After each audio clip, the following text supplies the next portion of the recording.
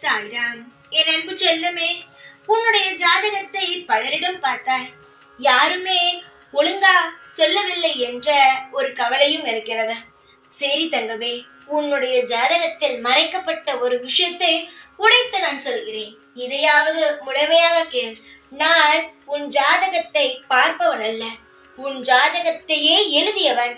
அதில் என்னென்ன இருக்கிறது, எப்படி எப்படியெல்லாம் இருக்கும், உன் எதிர்காலம் எப்படி இருக்கும், உன்னுடைய வாழ்க்கையில் அடுத்த நொடி எப்படி இருக்கும் என்பதை முழுமையாக அறிந்தவன் தான் இந்த சாயி.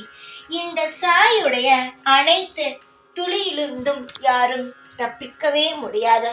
என்னுடைய தங்கமே, உன் வாழ்க்கையில் நடக்க போகும் விஷயங்களை நான் சொன்னால் நீ வியப்பாய். இப்படியா, இப்படி இருக்கும் வாழ்க்கை அப்படி மாறுமா என்று நினைப்பாய். உன் வாழ்க்கையில் இப்பொழுது கஷ்டம்தான், கஷ்டம் மட்டும்தான் இருக்கிறது. சந்தோஷம் என்றால் அது எங்கு என்று தான் நீ கேட்பாய். உன் வாழ்க்கையில் இப்பொழுது கஷ்டம்தான் இருக்கிறது, இதுதான் உண்மை. நானும் அதை ஏற்றுக்கொள்கிறேன். ஆனால் அடுத்த கட்ட உன்னுடைய வாழ்க்கை எப்படி தெரியுமா இருக்க போகிறது? கஷ்டங்கள் இருக்காது, நிம்மதிகள் இருக்கும். உன்னுடைய வாழ்க்கையில் நீ எதை துளைத்தாய் என்று சொல்கிறாயோ, உன்னுடைய செல்வங்கள், சந்தோஷங்கள், இது அனைத்துமே பல மடங்கு நீ துளைத்ததை விட பல மடங்கு உன்னிடம் வந்து சேரும் நாளை நீ நெருங்கி விட்டாய். நீ நினைப்பாய், நாம் துளைத்தது செல்வங்கள் அனைத்தும் நமக்கு கிடைக்குமா என்று. நீ துளைத்ததை விட மிக அதிகமாகவே பெறப்போகிறாய்.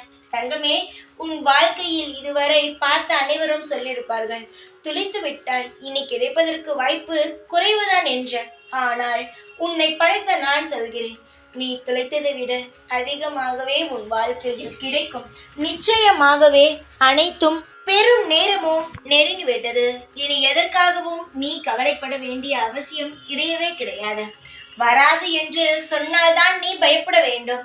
ஆனால் நீ தேடியது அனைத்தும் தான் உனக்கு கிடைக்க போகிறதே. திரும்பவும் எதற்காக கவலைப்படுகிறாய்? நீ கவலைப்படுவதினால் எதுவும் மாறாது. வருவது வராமல் போகிறதா? நிச்சயமாகவே வரும். உன் வாழ்க்கையில் நீ எதை தேடி தேடி ஓடிக்கொண்டிருக்கிறாயோ அந்த வெற்றியும் உன்னை வந்து சேரும்.